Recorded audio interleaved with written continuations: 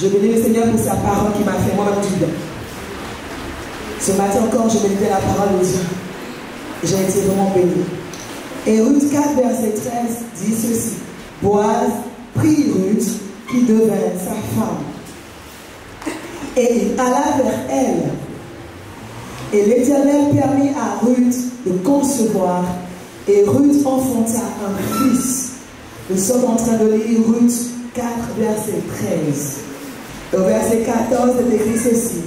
Les femmes dirent à Naomi, qui était l'ex-belle-mère de Ruth, les femmes disent à Naomi, béni soit l'Éternel, qui ne t'a pas laissé manquer aujourd'hui d'un homme ayant droit de rachat, et dont le nom sera célébré en Israël. Cet enfant restaurera ton âme, et sera le soutien de ta vieillesse, car ta belle-fille qui t'aime l'a enfantée. Elle qui vaut mieux pour toi que 7 fils. Et au verset 16, dans Ruth 4, Naomi prit l'enfant et le mit sur son sein et elle fut sa garde. Et au verset 17, les voisines lui donnaient un nom en disant, un fils est né à Naomi. Et elles l'appelèrent Obed. Obed fut le père d'Isaïe, père de David. Acclame le Seigneur pour l'histoire de cette femme.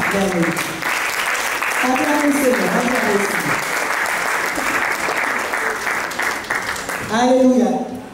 Je sais que ce message est très précieux parce que lorsqu'un message puissant doit sortir, le diable se déchaîne, il se déchaîne, il se déchaîne, il se déchaîne. Ce matin, j'avais une fièvre bizarre, une fièvre qui est venue à 11 h. Je dis, c'est que non, la fièvre est maudite. J'ai commencé à transpirer. Amen. Quand le message est trop puissant, le diable se déchaîne. Mais il est déjà vécu à la croix, je suis là et tu es là. Et Dieu va nous faire du bien. Alors dans Ruth 4, qu'est-ce qui se passe? On voit les femmes qui sont bénies. On voit quelqu'un se marier, peut-être qu'un mariage. Et on voit que Ruth a marié, pas n'importe qui, elle a marié, et un gars qui a tel qu'il a avait le pactole. Tel qu'un pactole. Tu vois, c'est un peu le rêve des femmes. Je marie un riche gars, il prend soin de moi, tu vois. C'est cool, non? J'ai une bonne belle-mère qui ne me dérange pas. Tu vois, c'est ça en fait. Donc Ruth arrive en Ruth 4 et on voit que Ruth marie un jackpot. Ouais, c'était un jackpot, ma sister. Ah! C'est un jackpot. Qui est marié pauvre? Qui est marié pauvre? Ah, lève ta main. Ah, où est-ce que tu es riche? Donc Ruth a gagné, non? On a qu'à se dire la vérité. Qui est marié pauvre? Tu vas prier les fiançailles, tu vas prier dans le mariage. Prier, c'est beaucoup d'aide. Donc la fille, oui, elle a eu le jackpot. Elle a eu un bon gars. Elle a eu un bon gars. Faut dire la vérité, tu aimes ça, non? Quand tu dis la vérité, qui n'aime pas un bon gars qui a l'argent? S'il prie, c'est bon, il a dansé aussi mieux, non? Qui veut prendre la l'église? Il n'y a pas l'argent, puis tu vas gêner encore. Gêner pour. Vous pouvez dire, Seigneur, remplis le frigo. Donc la soeur a été bénie. Il ne faut pas être jalouse. Même les voisins de lui t'ont dit, hey, tu es béni. C'est la vérité. Qui demande la bénédiction? Et Dieu bénit. Dieu l'a béni. Dieu l'a béni. Il doit les marier comme Boaz aussi. Lui, il fait ça. Il ne faut pas être complexé pour dire non, moi il est pauvre. Non. Être pauvre, ce n'est pas une bénédiction. Ah oui, Jésus-Christ est venu, c'est fait pauvre pour que nous soyons riches. Il ne faut pas être chrétien, non, moi il y a le ciel. Et je suis pauvre, non, on va au ciel avec les bagages. Amen. Amen. Donc voici une sister qui tombe sur un bon gars. Il avait le bâton. J'insiste parce qu'on aime ça. On aime ça, non? Maman, libère-toi. On aime ça, nous trop même, bien même. Moi, j'aime ça, bien même. Moi, j'aime mon argent. Quand je travaille, je mets mon argent sur mon père. Qui n'aime pas travailler pour moi sur mon argent? Acclame le Seigneur. Donc, Dieu est béni. Donc, ma Ruth, là, elle a eu un bon gars. Et elle a fait enfant. Et puis, Naomi était contente. Mais c'est bizarre. C'est-à-dire que quand on voit la fin de Ruth, on se dit, waouh, sa fin, c'est magnifique. Et souvent, on voit les femmes dans la vie, on dit, il est bien. Et on m'en fait les bien. Elle a un restaurant. Et il est bien. Bien aimé. Ruth 4 te montre la fin de Ruth.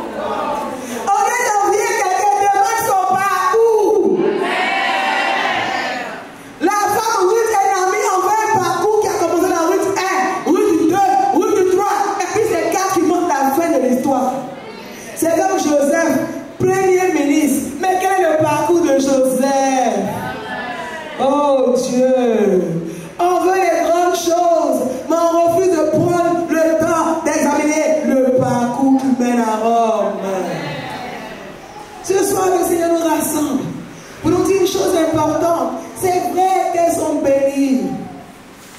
Elles ont été bénies au point où les voisines les enviaient. Mais il y a un parcours qui s'est passé. Il y a eu des décisions qu'elles ont dû prendre pour arriver là. Il y a eu des sacrifices, il y a eu des tribulations, il y a eu des souffrances, il y a eu des choix à faire pour qu'elles puissent entrer dans leur destinée. Ce soir, j'appelle Ruth et Naomi des femmes de grande destinée. Et je crois que ce soir, si tu es là, c'est parce que tu es une femme de grande destinée. Acclame le Seigneur parce que ta destinée est glorieuse. Tu es une femme d'une grande destinée. J'ai dit à Dieu, Seigneur, que les femmes qui ont besoin de ce message soient là. Je veux seulement les femmes qui sont concernées par cette thématique. Et quand tu es là ce soir, je l'assure, je sais, et c'est signe pour moi pour dire, tu es une femme d'une grande destinée. Acclame le Seigneur pour ta grande destinée. Tu es sur le point de prendre son enfant. Je prophétise que ta destinée commence à prendre son enfant au nom suprême de Jésus-Christ. Oh yes, Lord. Ta destinée est sur le point de chambouler. Tu es sur le point de franchir l'étape nouvelle de ta destinée. Reste coché, ne dors pas ce soir. Quelque chose de bon t'attend ce soir. Alors l'histoire commence à Ruth 4 pour nous ce soir. Mais laisse-moi dire qu'il y a eu un chemin. Et dans Ruth 1, verset 1 à 18, si tu lis le texte de Ruth, tu vas te rendre compte que Ruth n'est pas dans Ruth 1. On appelle ce livre Ruth quand même. Donc dans Ruth 1, quand ça commence au verset 1, c'est un monsieur qui s'appelle Elimelech, qui est le mari de Naomi. Ils habitaient tous les deux avec leurs enfants à Bethléem. Et Bethléem veut dire la ville du pain. Et on sait qu'à l'époque, la nourriture principale était le pain. Et il arrive un jour où à Bethléem, la ville du pain, il manqua la nourriture à Bethléem. À ce stade, les gens s'arrêtent, on dit oui, je suis en Christ. Jésus est le pain de vie. Mais il peut y avoir des situations où dans le pain de vie, en tant que chrétien, les choses peuvent manquer. La vie chrétienne n'est pas une vie de facilité, mais une vie de possibilité. À Bethléem, le pain a manqué. À Bethléem. Au siège du pain, le pain a manqué.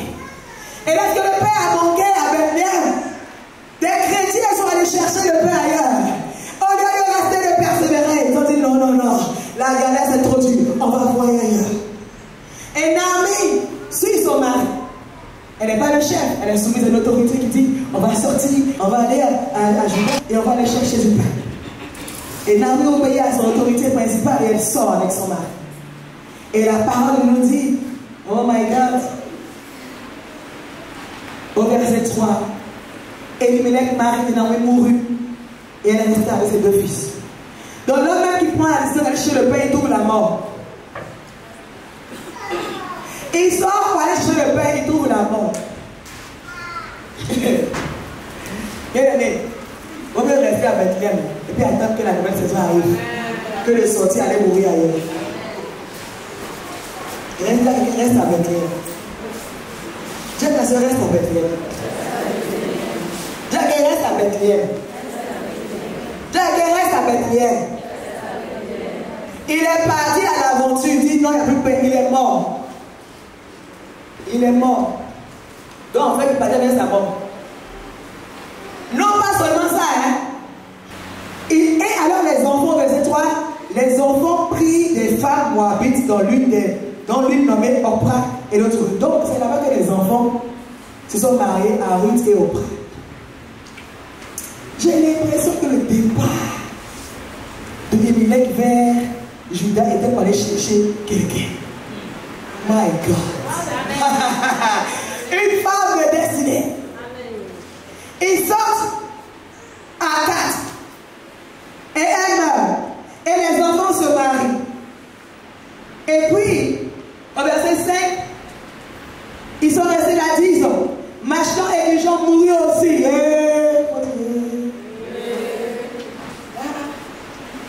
On a chez le père, c'est la mort, mort une fois, mort deux fois, mais affaire. Donc, aller chercher le pain, ça peut créer des problèmes aussi.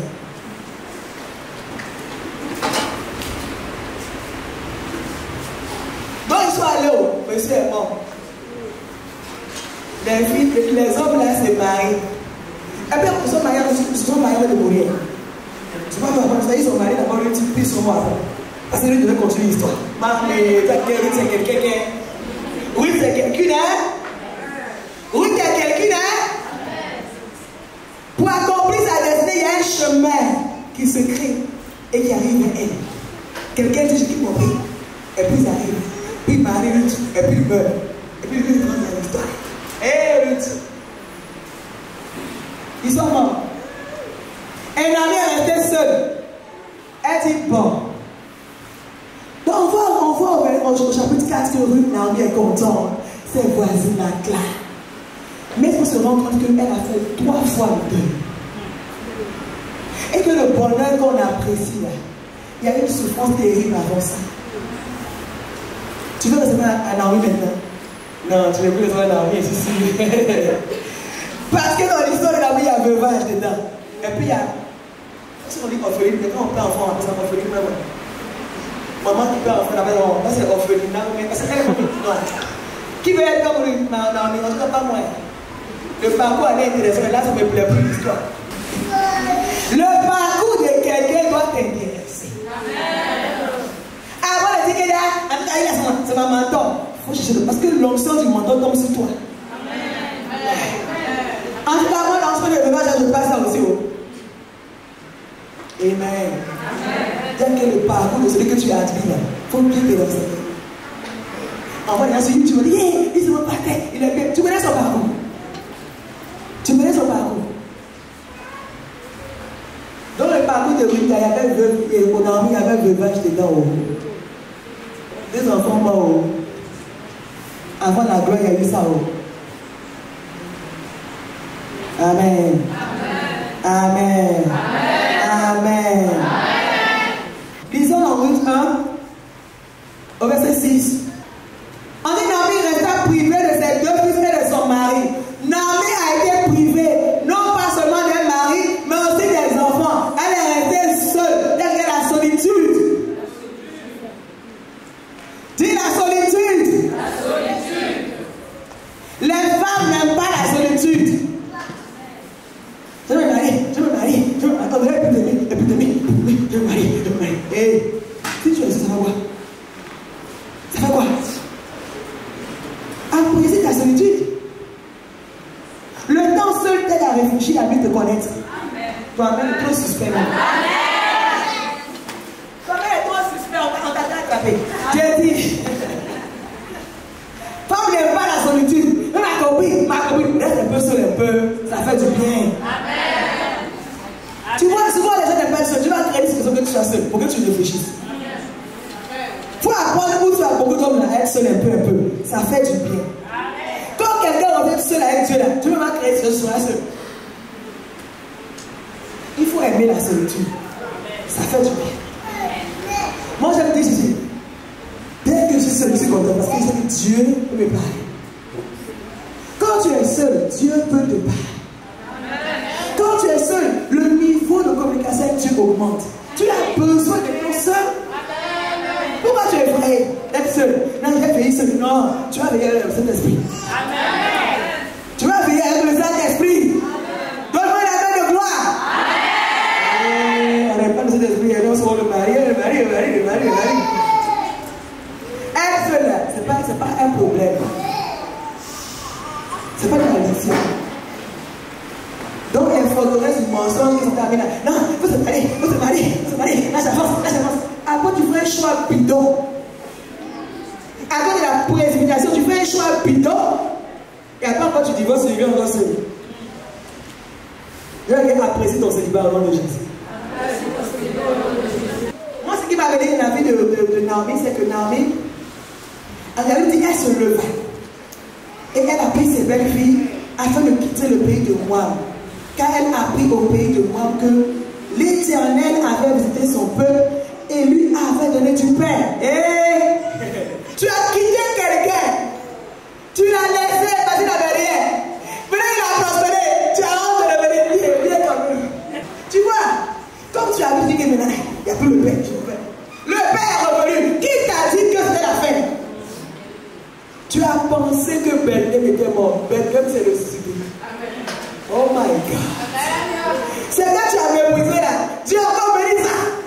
Elle a dit, ah, Joe, la honte, ça tue. Moi, je vais m'en faire. Non, j'aime Naomi quoi. Elle a fait honte. Elle s'est repentie. Elle a dit, depuis tout, on le part. Si elle est restée, elle allait peut-être mourir aussi. Pour voir sa gloire à Ruth 4, elle a fait deux choses. Elle a accepté de revenir. Là où tu es allé, et puis tu as échoué, prends courage et reviens. Tu te parles, tu es parti chercher, tu n'as rien gagné, mais tu fais semblant. Tu vas connaître ta poche, tu t'es même ruiné, tu n'as même plus rien. Reviens dans ça, reviens. Dis-moi, reviens à Jésus, reviens. Donc Naomi a fait preuve de repentance et d'humilité. Entre la honte et puis la mort, on va avoir honte. Mais Dieu a agréé sa repentance, elle a pas honte, elle a été honorée. Oh, acclame le Seigneur pour Naomi. Oh, j'aime le parcours de Naomi. Elle a dit, je m'en vais, je me lève, je pars. Je retourne chez moi, je m'en paie. Là, il y a du pain. Peu importe les pensées des hommes, je retourne. Humilité, repentance sincère. Elle s'est détournée. Elle a pris courage et elle a reparti. Le parcours de Ruth. On a vu que Ruth est rentrée dans l'histoire. Et Ruth arrive à ce stade. Naomi dit alors à ces deux belles filles au verset 8 de Ruth 1. Naomi dit alors à ces deux belles filles, allez, retournez chacune à la maison de sa mère. Que Dieu use de bonté envers vous, comme vous l'avez fait envers ceux qui sont morts et envers moi. Que Dieu vous fasse trouver à chacune du repos dans la maison de Marie. Et elle les baisa. Elle élevait la voix et elle pleurait. Au gros, elle pleurait. Comment elle pleurait? On continue l'histoire. Donc, on se rend compte que deux femmes ont pleuré. Et Naomi, moi j'aime Naomi parce que Naomi m'a montré que Dieu me mettait vraiment Naomi. Elle a vu les gens pleurer, elle n'a pas dit non. Elle a continué à crier. Elle a continué à crier. Oh my God. Naomi a continué à crier. C'est comme si tu disais, il faut bien parler encore. Il y a une qui va partir, faire semblant. Il faut parler encore. Et Naomi dit, elles ont pleuré. Naomi dit, j'ai dit, retournez. Pourquoi viendrez-vous avec moi? Est-ce encore dans mon sein des fils? Elle a dit, vous venez comme mari? Retournez mes filles, allez, je suis trop vieille pour me remarier. Et quand je le dirai, j'ai de l'espérance, quand lui-même je serai avec un mari et que je monterai des fils, attendriez-vous pour cela qu'ils puissent grandir? Refuseriez-vous pour cela de vous marier? Non, mes filles. Car à cause de vous, je suis dans une grande affliction. Ce que la main de Dieu s'est étendue contre moi. Et elle élevait la voix et pleurait encore. On prend ça comme ça, pleurait encore. On dit, au bras. Donc elle a encore pleuré. Elle élevait la voix. Elle est bien fort. Elle élevait la voix et pleurait encore. Or, pas, mais ça, sa belle-mère, mais Ruth s'attacha à elle. Acclame au Seigneur. Acclame